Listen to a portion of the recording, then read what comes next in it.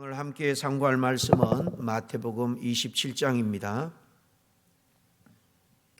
22절에서 26절 같이 읽습니다. 시작. 빌라도가 이르되 그러면 그리스도라 하는 예수를 내가 어떻게 하랴? 그들이 다 이르되 십자가에 못 박혀야 하겠나이다. 빌라도가 이르되 어찌미냐? 무슨 악한 일을 하였느냐? 그들이 더욱 소리질러 이르되 십자가에 못 박혀야 하겠나이다 하는지라. 빌라도가 아무 성과도 없이 도리어 밀란이 나르는 것을 보고 물을 가져다가 무리 앞에서 손을 씻으며 이르되 이 사람의 피에 대하여 나는 무죄하니 너희가 당하라. 백성이 다 대답하여 이르되 그 피를 우리와 우리 자손에게 돌릴지어다 하거늘. 이에 바라바는 그들에게 놓아주고 예수는 채찍질하고 십자가에 못 박히게 넘겨주니라. 아멘.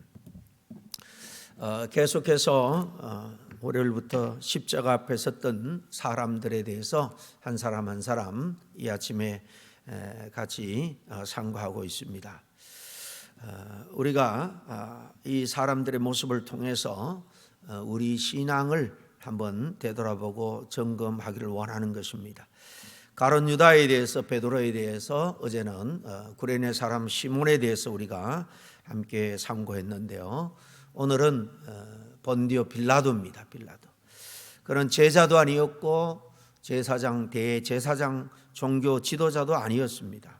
그는 세상적으로 말하면은 그 유대 땅의 당대 최고의 권력가였습니다. 로마의 총독으로 파송된 자입니다. 한마디로 그에 대해서 말하면 예수님의 십자가 앞에서 양심도 버리고 비겁하게 타협한 인물이다. 이렇게 후대 사람들은 평가를 합니다. 오늘 이 빌라도에 대해서 우리가 깨닫게 되는 귀한 주님의 음성을 같이 듣기를 원합니다. 먼저 생각해 볼 것은 예수님에게 사형 언도를 내린 이 빌라도, 사실은 예수님이 죄가 없다라는 사실, 무죄라는 사실을 이미 알고 있었다라는 사실입니다. 오늘 본문 첫 절 상반절에 보면 빌라도가 이르되 그러면 그리스도라 하는 예수를 내가 어떻게 하랴? 그리스도라 하는 예수를 어떻게 하랴라고 질문합니다. 이 재판정의 최고 결정권자로서 그저 의뢰에 묻는 행정적인 절차상의 질문이 아닙니다. 이것은 사실 우리 모든 인류에게, 모든 인생들에게 던지는 질문이에요. 예수를 어떻게 할 것인가? 너의 삶에 예수를 어떻게 할 것인가? 이 질문은 2000년 전 빌라도와 십자가 앞에 있는 그 군중들에게만 주어진 질문이 아니라 오늘날 우리 모두에게도 묻고 있는 질문인 것입니다. 성경은 분명히 말합니다. 빌라도는 예수님에게 죄를 조금도 찾지 못했다라는 거예요. 그는 나는 이 사람에게서 아무런 죄를 찾지 못했다, 이렇게 스스로 고백하는 장면이 이 재판 과정에서 무려 3번이나 반복되어 나옵니다. 누가복음과 요한복음에 정확히 3번씩 기록되어 나오는데요. 요한복음의 정언을 한번 하기를 원합니다. 먼저 요한복음 18장 38절을 같이 읽겠습니다. 시작. 나는 그에게서 아무 죄도 찾지 못하였노라. 19장 4절입니다. 보라, 내가 너에게 데리고 나오나니 이는 내가 그에게서 아무 죄도 찾지 못한 것을 너희로 알게 하려 함이라. 19장 6절에도요. 나는 그에게서 죄를 찾지 못하였노라.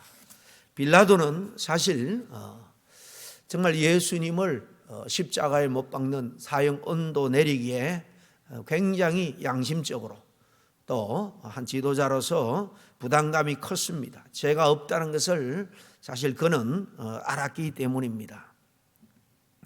사실 이 빌라도의 이 재판 전에 먼저 두 대제사장에게 종교적인 재판을 받게 되죠. 어저께 저녁 겟세마네 동산 우리가 기도에 대해서 말씀을 나눴는데요.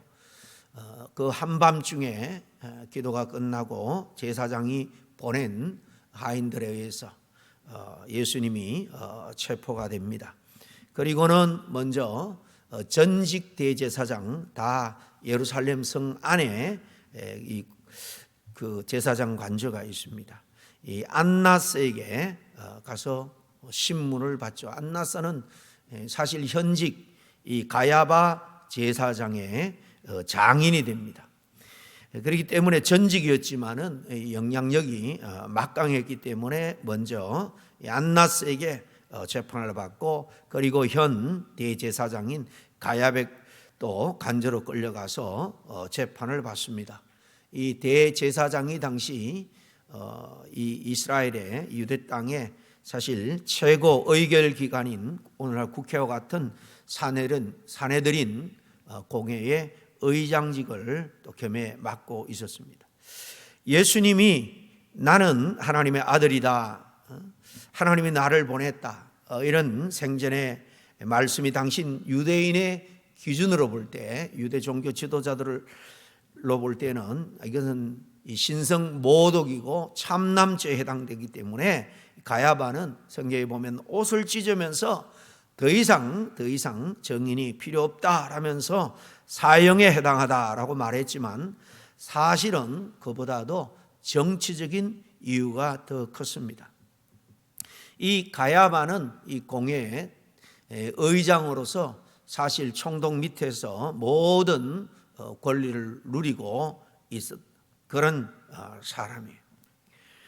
특히 이 가야바는 요한복음 11장 50절에 보면 한 사람이 백성을 위해서 죽는 것이 유익하다, 그렇게 말을 하는데요. 이 말은 무슨 말인가 하면, 예수 한 사람을 제거하면 로마의 탄압을 피하고 민족 전체를 보호할 수 있다라는 그런 의미의 말입니다.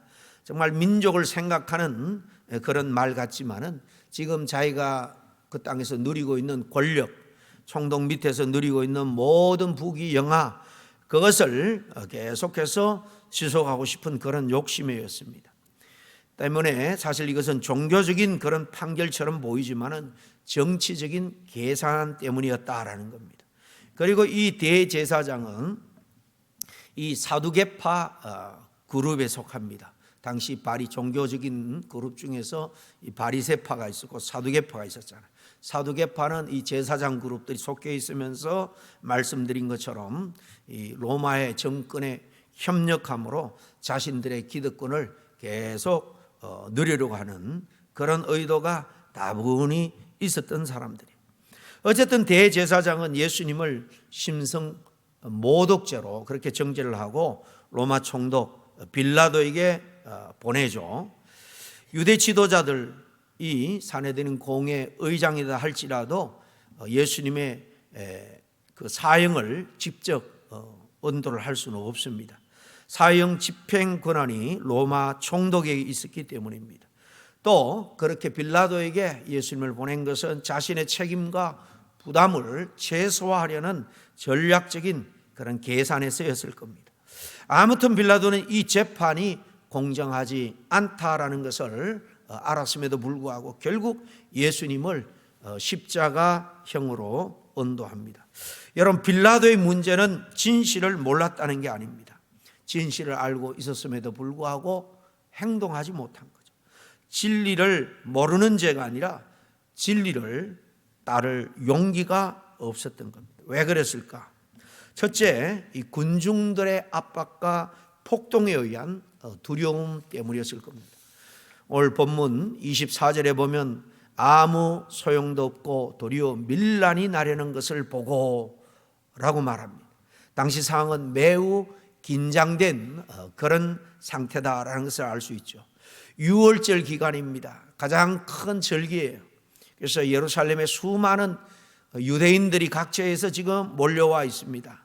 군중 심리에 의해서, 이 종교자들의 충동에 의해서 지금 이 예수가 하나님을 모독했다, 참남죄를 저질렀다 선동하니까 감정이 점점 격앙되고 있는 그런 상황이에요.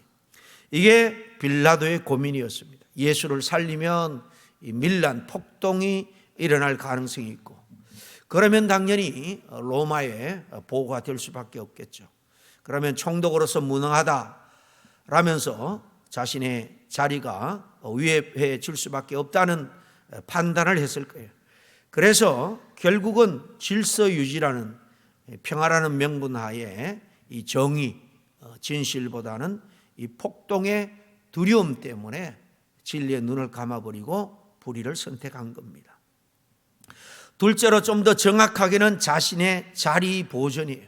자신의 권력 유지를 빌라도는 먼저 생각한 겁니다. 유대 지도자들은 결정적인 압박을 그에게 가합니다. 요한복음 19장 12절에 보면 이 사람을 놓으면은 가이사 총독이죠. 로마 황제죠.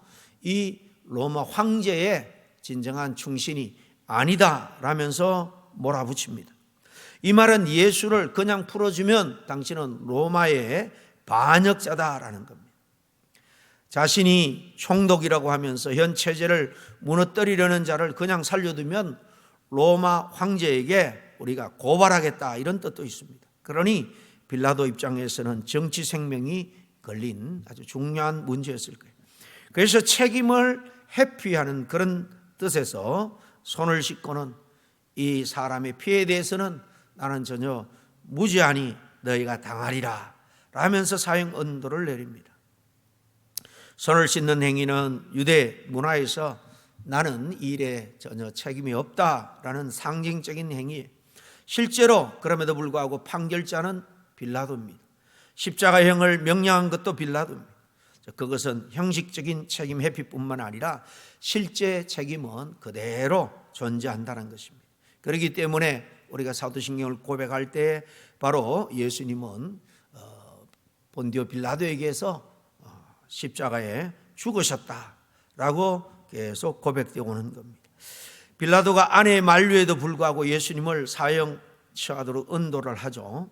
그것은 자신의 이렇게 일신의 안녕을 위해서 불의와 적당히 타협한 결과다. 그 외에는 달리 사실 설명할 근거가 없습니다.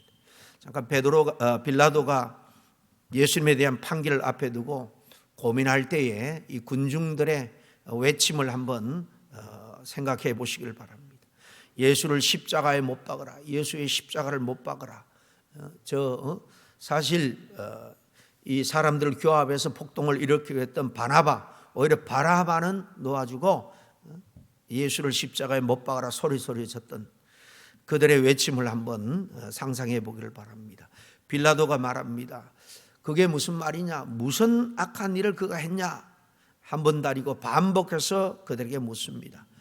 그럴 때마다 군중은 더 크게 소리 지릅니다. 십자가에 못 박으라, 십자가에 못 박으라. 여러분, 진리는 반드시 다수결로 결정되지 않는다라는 것을 알아야 됩니다. 오늘날 세상 사람들이 다 거리로 간다고, 다수가 간다고, 여러분 그것이 진리의 길이 아니라는 거예요. 진리는 말씀입니다. 어쨌든 그렇지만 빌라도는 이 군중의 소리에 흔들리고 말죠. 폭동이 일어날까 봐. 그래서 자신의 정치적인 입지가 흔들릴까 두려웠습니다. 그것 때문에 그는 정의보다 안정을 택하고 진리보다도 자기의 안전한 자리를 택했습니다. 이것이 타협이라는 겁니다.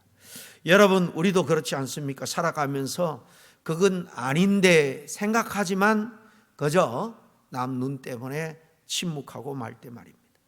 사회생활하면서 이건 바르지 않은데 라고 분명히 느껴지지만은 분위기를 깨기 싫어서 그냥 넘어갑니다. 불이익이 두려워서 침묵합니다. 양심은 사실 우리 마음을 두드리는데 두려움이 더 크게 우리 자신을 엄습해 올 때 타협하게 되죠.